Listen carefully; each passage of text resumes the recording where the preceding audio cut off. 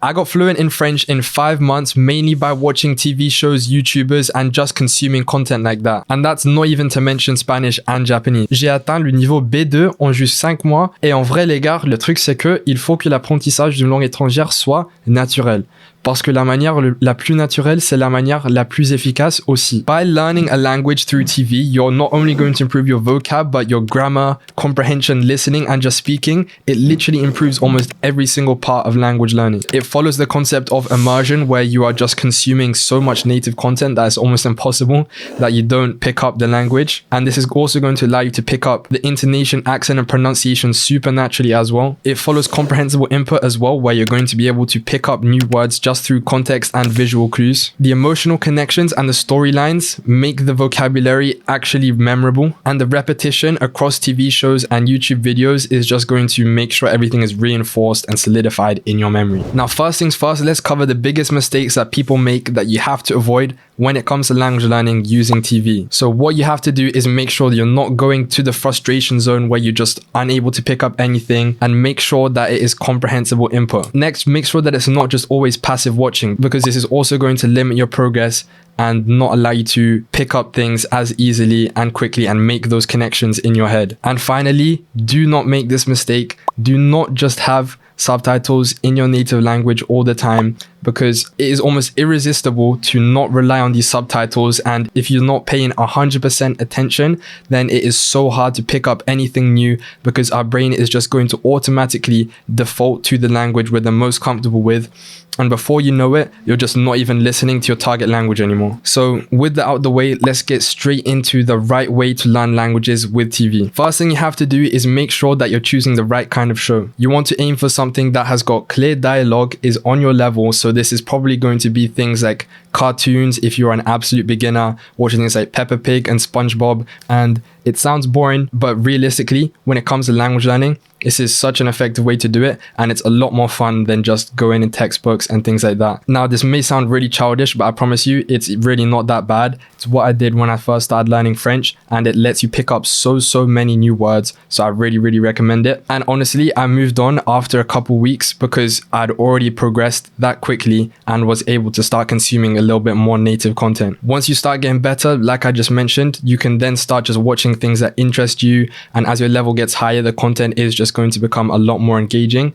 So the process gets easier the better you get. Again, if you're not sure if something is on your level, then look up what is comprehensible input and just follow this concept. Next step, make sure that you're using subtitles strategically. If you are absolute beginner and you're really struggling, then you might want to start off with dual subtitles. So having your native language on the top or bottom and the target language in the other area. And this is going to allow you to just get started. Make sure you're still focusing on the target language, of course. This is always going to be the focus, and it's currently just a crutch for you to kind of help you get started and just break that barrier. And then after not so long, you should be switching to only using your target language. This, I think, is the best way to do it, because you're just going to learn so much. You're going to be picking up a lot more words because you have the assistance of the subtitles there to allow you to confirm what you're hearing.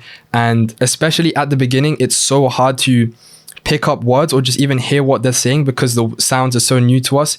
Even if we know the word, our brain just cannot recognize it. So having the subtitles there is going to make such a huge difference, and you'll just pick up the language a lot quicker, and your brain will be trained to pick up the words without subtitles because you've done all this practice. And then eventually, once you get comfortable enough, you can get rid of the subtitles or even keep them, to be honest, and you'll just feel so much more comfortable in the language. Now, the best way to make this work is by using a service like LingoPie. LingoPie is basically like Netflix, but it's designed specifically for language learners. It gives you access to real TV shows and movies made for native speakers in over 8 languages, with built-in language learning features that make the process actually effective. When I'm learning a language, I want to be immersed, but I also need tools to help me understand what I'm actually hearing. And that's where LingoPie stands out. I love LingoPie because the interactive subtitles allow me to get instant translations, and it automatically creates flashcards for you to review later. This allows me to focus on the understanding of the show rather than trying to look up words. It's like binge watching plus vocab training all in one. Another thing I personally love is being able to slow down the dialogue, be able to loop the scenes, and just shadow along to practice my pronunciation. I use those features a lot when it comes to my listening practice. And the thing is, the shows aren't random either. LingoPie is partnered with some of the top media companies in the world, so you can be sure that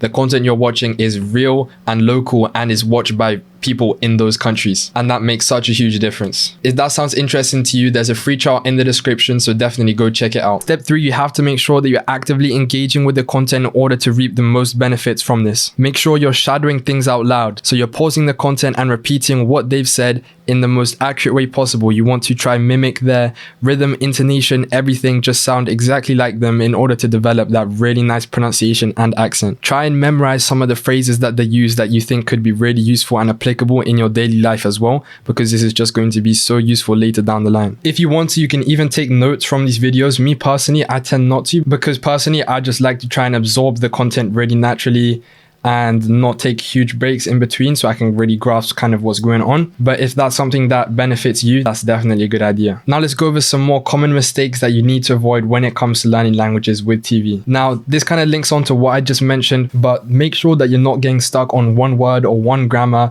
or just one sentence that you just really can't understand no matter what you do. This is going to make you miss the bigger picture, and you're not actually going to understand what's happening in the content, which is one of the most important things when it comes to this. We're going for general meaning rather than memorizing each individual word, okay? You want to be able to get the nuance, the general meaning, just understand really naturally within you what everything means. Even if you see a word, for example, and you don't actually know exactly what the translation would be in your language, but you understand what it means, you can just feel you understand what it means. That is perfect. That's almost exactly what we're going for, because that's going to give you the real natural, deep understanding of what a word is. You don't want everything to be translated into your native language, because that's not how fluency works. You want things to come to you naturally, so make sure that you're not just getting stuck and getting obsessed over each grammar rule and things like this. Either it means you're not ready for this and it will come to you eventually, or you're just doing too much and you just need to let go. Similarly, stop thinking that you have to remember everything. If anything, forgetting what you learn is so normal, especially when it comes to watching things on TV and you're not making notes. It is almost guaranteed that you're going to forget a lot of the things that you learn. But just because you forget it doesn't mean that you haven't learned it or that there isn't some of that information still left in your brain. As you continue to watch TV shows and things like this, because of repetition, you're going to be introduced the words that you learned over and over again. You're going to forget and relearn, forget and relearn. Because of this exposure, over time, you're going to reinforce your memory of it and your understanding of it. And at some point, one of these times when you're re-exposed to it, it's just going to stick in your head and you'll be able to produce it yourself as many times as you want. Another mistake is never speaking or never producing the things that you hear or learn whilst you're watching these shows on TV or wherever it is. Now, this is so important in order to also help us retain the information, because once we use it and actively produce it with our brains using active recall, it's going to stay in our memory a lot better. And also, it's always just good practice to try practice speaking a little bit, put into practice the shadowing you've been doing, and creating your own sentences. Also, make sure you're not just watching for entertainment. Yes, it is super important to enjoy it, and this is a super fun way to learn languages, but do not get absorbed by the storyline or the plot too much. Because I know something that I struggled with before is, especially I think this is the case when you're watching something that you really want to watch, but you're not at the level to really understand it, you're going to be really tempted to switch the subtitles into your native language because you just really enjoy the show and you really want to understand all of it. So make sure not to fall in this trap. Have the intention to watch this to learn a language, but enjoy it at the same time. And finally, make sure you are not relying too much on just watching TV in order to learn a language. You have to be doing things outside of this as well in order to make sure that you are really making the progress and leveraging this tool as effectively as you could be. This means you need to be doing things like flashcards, like Anki outside of it. If you're an absolute beginner, you need to be doing audio courses and watching YouTube videos on grammar. So make sure you do not have this as your only source of learning. Watching TV to learn a language isn't a shortcut, but it's more like a training ground, and it is absolutely where you're going to make the most progress, so do not neglect this. Try this method for just 7 days and I promise you will realize that your comprehension and understanding of the language will increase by so much, and your brain will just be toggled in the language, and your pronunciation, intonation, everything will just feel so much easier and natural. And if you want to streamline your progress with one-to-one coaching and get access to the exact method that I used, then make sure to check out the link in my bio or in the description